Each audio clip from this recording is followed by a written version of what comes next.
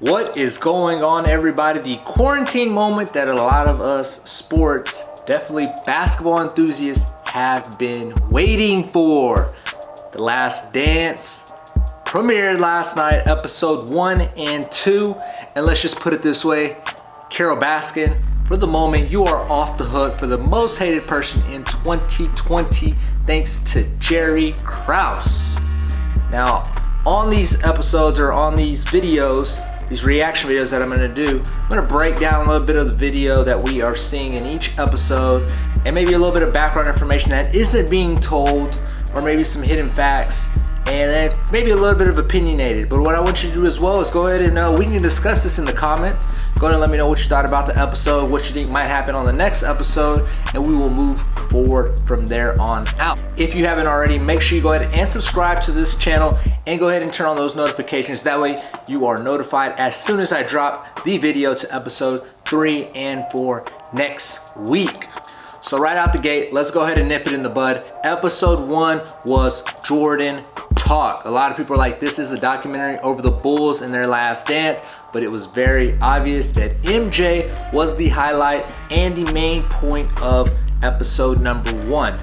Now, like every other hot commodity and every other hot group, every show has a star, and obviously we know during the 90s, Michael Jordan was that guy, even though he had a great supporting cast. Episode 1 starts at the very end of 1997, and basically they're gonna take us back into how all this was built from the beginning to the end. So episode 1 started with them winning the championship in 97, and basically all the interviews with Jordan, and them talking about how they were gonna break this apart, or how, you know, they deserve, Jordan says, we deserve to defend our title until we get beat. If we lose, do it. But until then, we should get our chance to defend the title. What will go down in this documentary, it feels like, is that Jerry Krause is the villain. He wanted more credit than what he was given, even though at the end of the day, he wasn't making jumpers. But he wants more credit than what he's given. He did put together a great dynasty there, but did he get rid of it too soon? I think a lot of the problems going into this 98 season is, how do you tell a coach you can go perfect, you can go 82-0, but you will not be back next year? How would you feel if your boss told you that? Hey man, you can do all you can do. You can do all these great sales, and in 30 days, I'm done with you. I don't want you no more. Is that not crazy? Phil Jackson wanted money. Jordan only wanted Phil Jackson. Pippen wanted money. And Dennis was content at the moment. So this is just crazy how all this is going to spin into that last year, which, if you follow the sports, you know a little bit about it, but we're going to learn a little bit of the backstories. The fact that Jerry Krause invited the entire Bulls organization to his, what did they say, his stepdaughter's wedding, not invite Phil Jackson, and invite the guy that he believed was going to be the next head coach of the Bulls in a whole year, it's just plumb ridiculous. That is ridiculous. And you can see why early on in episode 1 and episode 2, a lot of people have beef with Krause. It's just, I don't really feel like that's how a boss should do. You got to protect the people that you currently have like they're your family. And I can say that as a boss. But for you to be inviting people and not inviting people that are already associated with you, man. And then the fact that you give PJ $6 million for the final season, and then again, tell him 82-0, it doesn't matter, you're not coming back. That's just crazy. So then after they introduce Krause and stuff, they go ahead and jump into Jordan's early college years, talk about his time at UNC, recruited by Roy Williams, pushing James Worthy, and talked a little bit about those. And then it like kind of just from the beginning jumps to the championship game when they beat Georgetown, him, Worthy versus Ewing, and he hits the game-winning mid-range jumper, and he talks about how that created Jordan. He also had a couple little stories where he asked his mom for stamps, and it just kind of just shows you the different stamps. Like, it's 2020 now, nobody would be asking for stamps, but in 82, 83, they're asking for stamps. It's just crazy how times have changed. This younger generation is never going to stand stamps, as well as a lot of other things like CDs, batteries for CD players, and crazy stuff like that. And then quickly it jumps into Jordan's NBA rookie season, and you can just very see the competitiveness of where he was at. He talks about like during a preseason game his rookie year in '84 in Peoria, how he went into a room and they were doing like coke and drugs and drinking, and at the time he wasn't doing none of that. He wasn't even drinking, which, speaking of drinking, it's so funny that the whole episode he's going to sit here, and I would like to see between episode 1 and 10 if that glass becomes empty. But he talks about, you know, how he was on his own. He just like, you know, playing cards and being very relaxful, very to himself, had his mom over a lot. And I think this obviously is going to be one of the reasons that, you know, helped his career, kept him on track, and went with this competitive nature of different things. It's just that he was focused, he was tuned in, and during his rookie year, they knew that he says his third game against Sidney Moncrief, like that was the point, like that was the game that kind of put him on the map.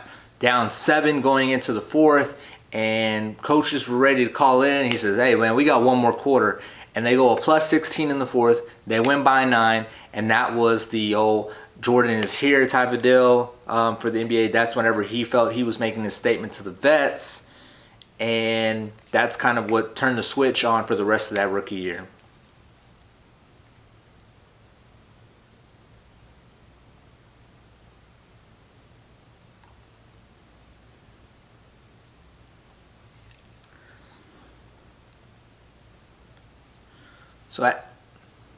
So at the end of episode 1, it jumps back into that 98 season opener, 97-98.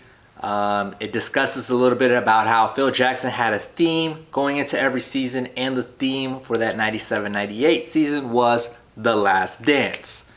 There you can listen on the pregame. It's just crazy how all of this, like, it falls through. It's like lined up perfect. Phil Jackson says, "This will be our last night to celebrate a championship together as a team." It was crazy because they won the following season, but they weren't no longer together as a team. It shows them all getting their rings, and then Jerry Krause, as well getting his ring, gets booed. Go figure. So episode 1, in a nutshell, a lot of Jordan information, a lot of information on how Jerry Krause was ready to just break up this team, and was just ready to rebuild, even though he probably could have maybe snug another 1 or 2 out after that. We won't ever know. Can we say Jerry Krause was maybe one of the best to worst GMs as far as how he built this, but then he might have let it go too soon? Now, episode 2 jumps right into the number 2 for that entire Bulls dynasty, the man himself, Scottie Pippen. And it begins after they win the finals, and they're asking him if he's worried about his money, or, you know, does he feel he's underpaid? And he simply says, "My time will come." Now, the thing with Scottie Pippen is he signed a 7-year contract for $18 million in 1991, I believe, which would have put him all the way through the end of that 98 season. So the thing with athletes, as we see even nowadays, is they're trying to secure as much money as possible for however much time that may be, or they take a short-term contract and they bet on themselves to re-up. Now, they obviously do say in the documentary that they told Pippen not to sign it, but you got to understand, probably in 1990, $18 million is a lot to play basketball. We're also talking about somebody that went to college as a manager and had to work his way onto the team after players become academically ineligible. So Pippen was just trying to get the bag.